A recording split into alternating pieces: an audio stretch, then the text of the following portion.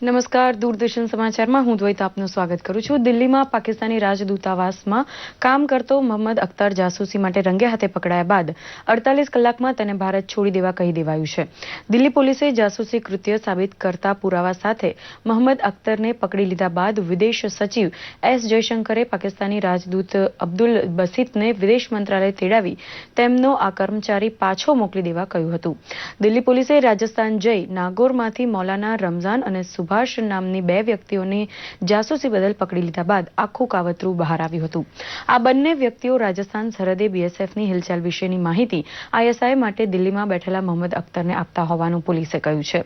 દિલ્હીના પાકિસ્તાની રાજદૂતાવાસના વિઝા વિભાગના કર્મચારી તરીકે ભારત આવેલો મોહમ્મદ અખ્તર અગાઉ પાકિસ્તાની લશ્કરની બલુચ રેજિમેન્ટમાં હવાલદાર હતો, જેને આઈએસઆઈએ તૈયાર કરી ભારત મોકલ્યો હોવાનું ખુલ્યું છે.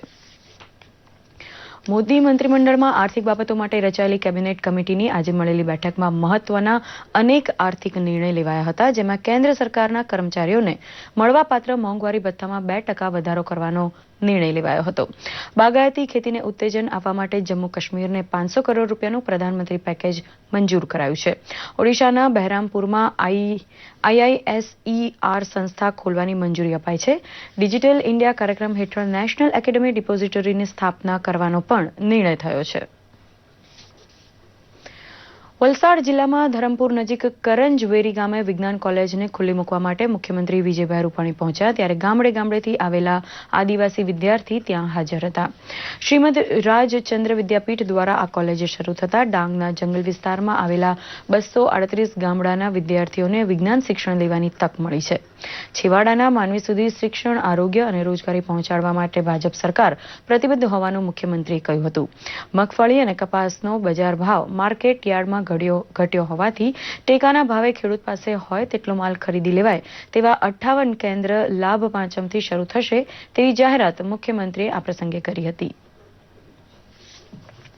અમદાવાદ ખાતે દિવાન વલ્લભભાઈ શાળા અને મિત્ર શાળા ઘેલજીપુરા પ્રાથમિક શાળા દ્વારા યોજાયેલા જ્ઞાન સેતુ કાર્યક્રમને શિક્ષણ મંત્રી ભૂપેન્દ્રસિંહ ચુડાસમાએ ખુલ્લો મૂક્યો હતો.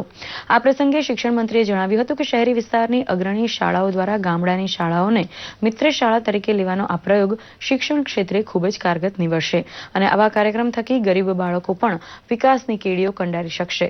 મહત્વનું છે કે દિવાન વલ્લભભાઈ શાળા પરિવારના શિક્ષકો અને વિદ્યાર્થીઓ દ્વારા પોતાના પોકેટ મનીમાંથી ઘેલજીપુરા શાળાના વિદ્યાર્થીઓને મીઠાઈઓ અને પુસ્તકોની વહેંચણી કરીને જ્ઞાન સેતુ કાર્યક્રમને ખરા અર્થમાં યથાર્થ પુરવાર કર્યું હતું. પ્રકાશના પર્વ એવા દીપાવલીના તહેવારની શરૂઆત થઈ ગઈ છે. લક્ષ્મીજીને આવકારવા અને મહેમાનોના સ્વાગત માટે જાત જાતની રંગોળીઓ આંગણામાં પુરાતી થઈ છે.